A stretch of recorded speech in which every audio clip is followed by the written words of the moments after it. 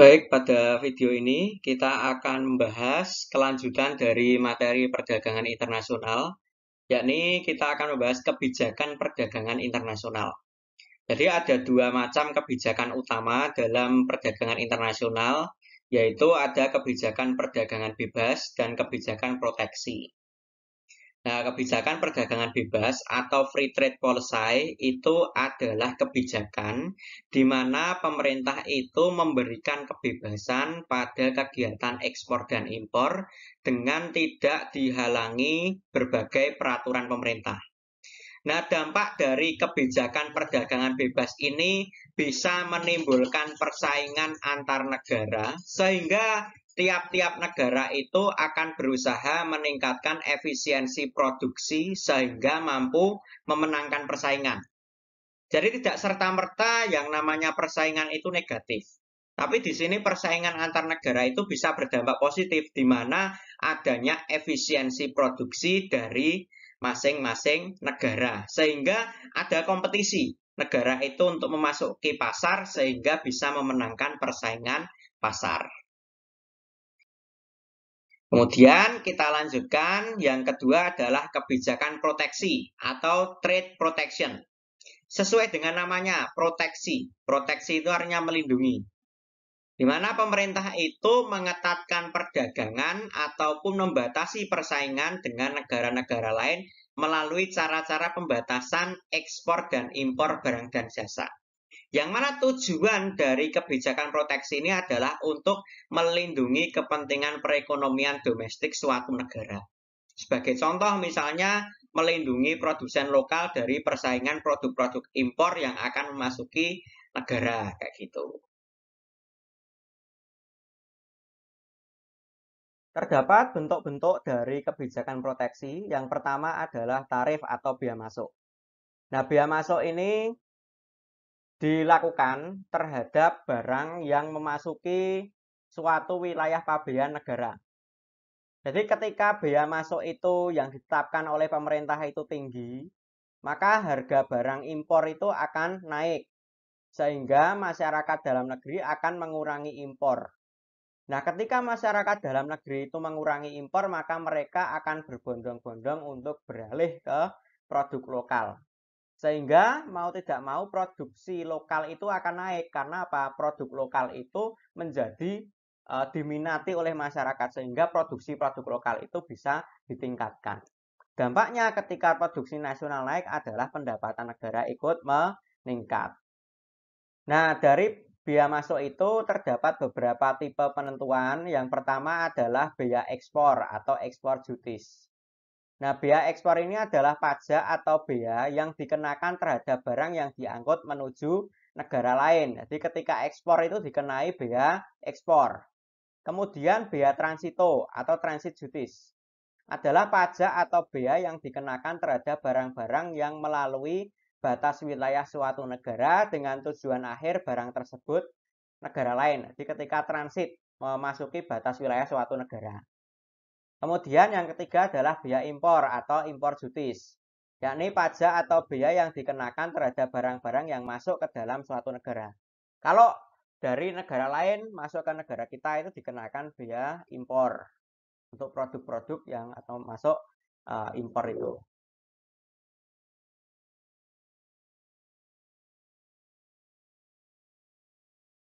Kemudian kalian mungkin akan bertanya-tanya bagaimana perdagangan internasional itu pembayarannya seperti apa.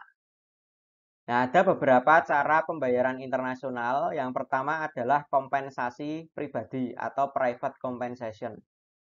Nah, kompensasi pribadi ini adalah cara pembayaran dengan cara mengalihkan penyelesaian utang piutang pada seorang penduduk dalam suatu negara di mana penduduk tersebut tinggal.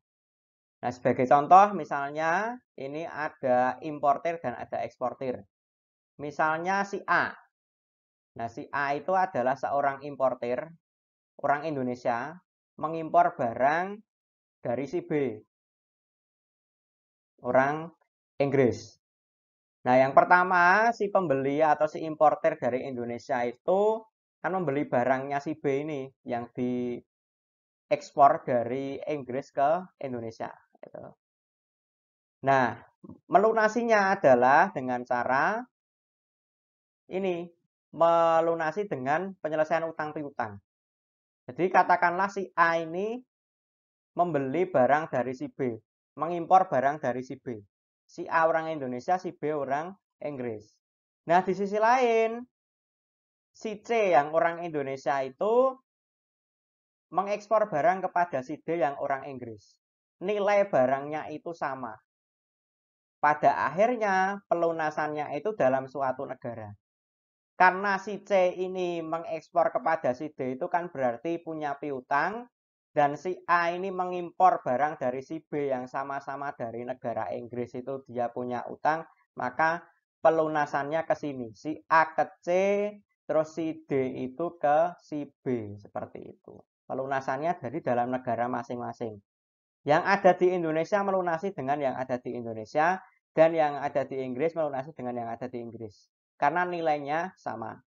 Nah, cara pembayaran internasional seperti ini yang saat ini jarang digunakan karena memang sulit untuk mencari orang-orang yang ngimpornya dari negara yang sama atau ngekspornya ke negara yang sama dengan nilai barang yang sama. Tidak ini terlalu ribet seperti itu.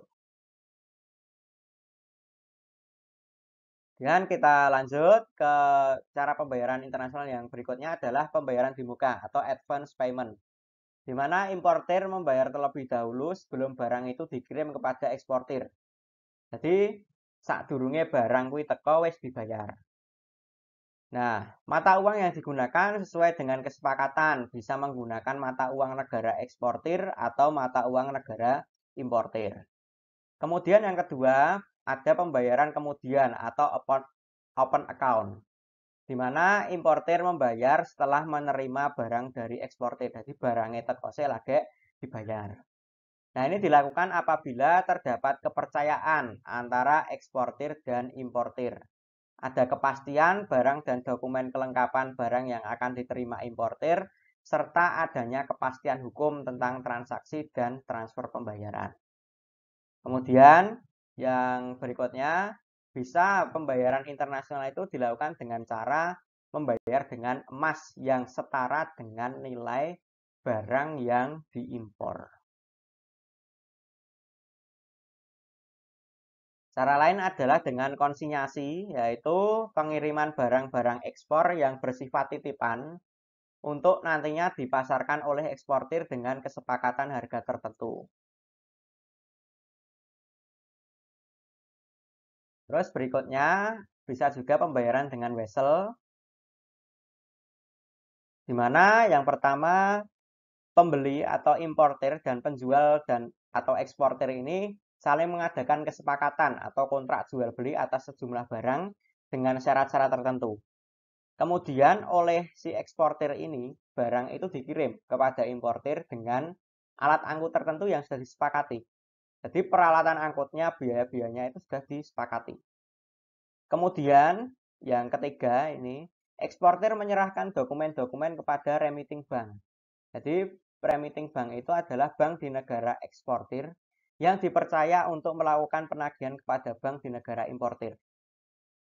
Nah, kemudian yang nomor 4 ini, si remitting bank ini akan melakukan collection order atau penagihan dengan menyertakan dokumen-dokumen yang dikirim kepada collection bank. Nah, collection bank itu adalah bank di negara importer yang akan melakukan pembayaran barang kepada si remitting bank itu.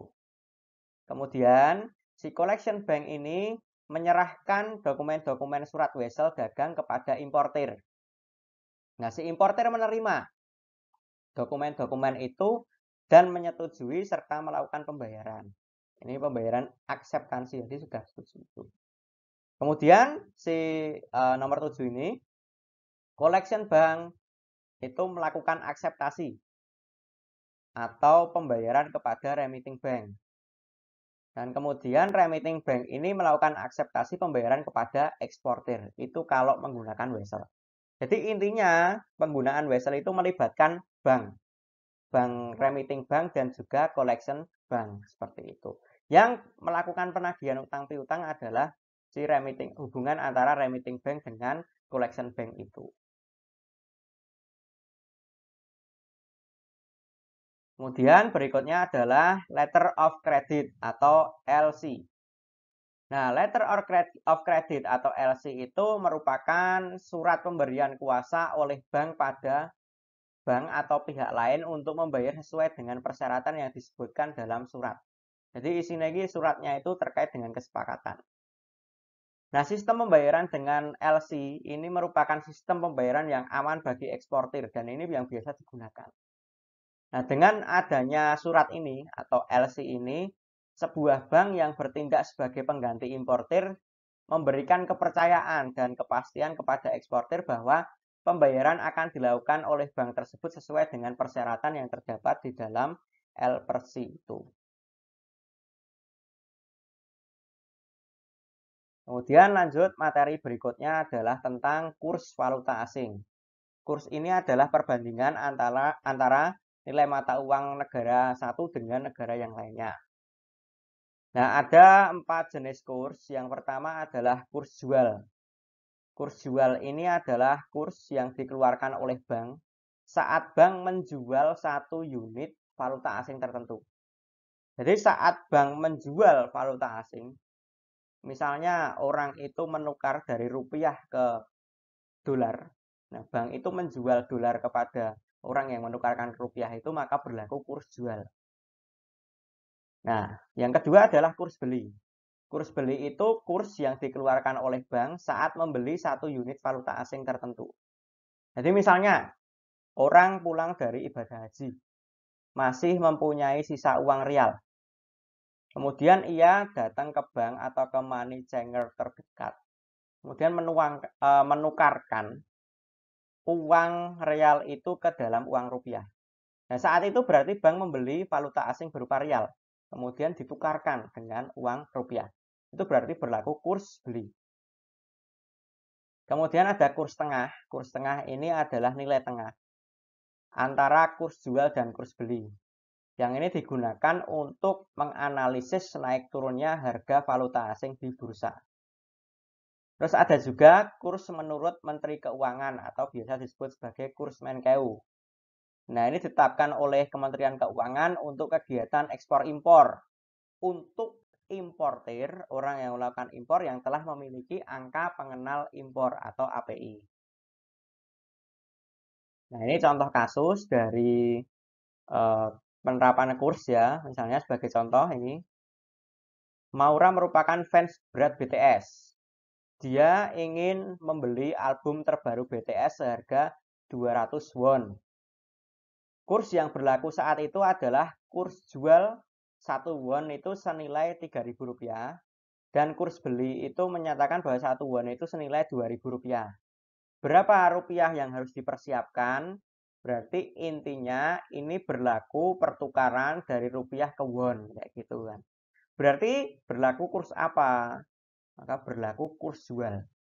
Di bank menjual valuta asing berupa won itu kepada Maura. Jadi yang dipakai adalah kurs jual 1 won itu. 1 won itu senilai Rp3.000. Maka 3.000 dikalikan dengan 200 won. Hasilnya adalah 600.000.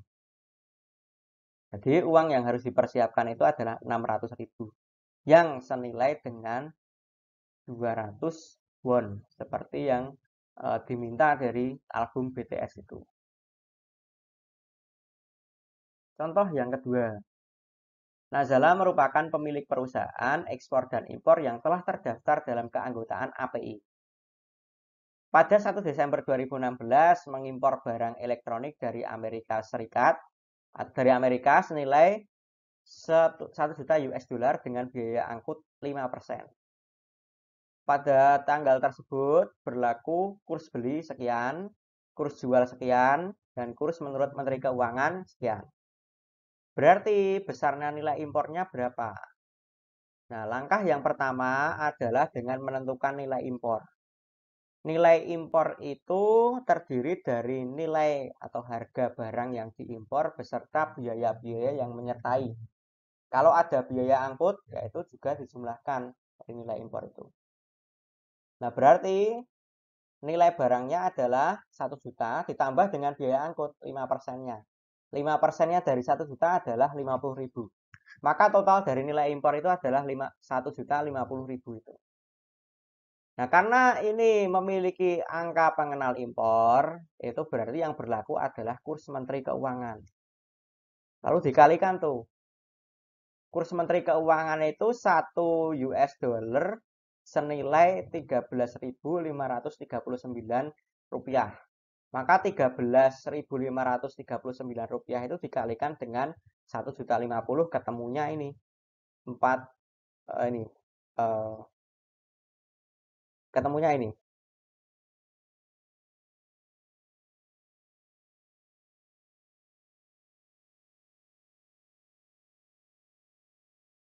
Nah, terdapat beberapa sistem dalam penetapan kurs. Yang pertama adalah sistem kurs tetap atau fixed exchange rate.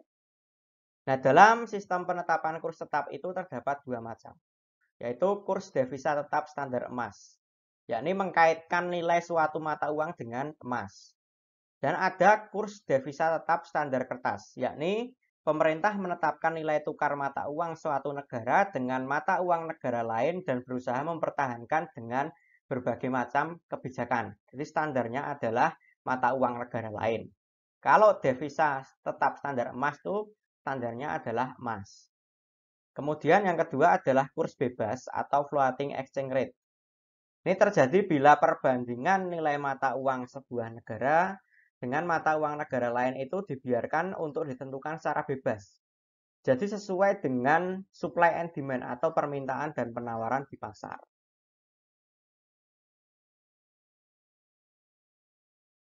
Nah, ada juga kurs mengambang terkendali.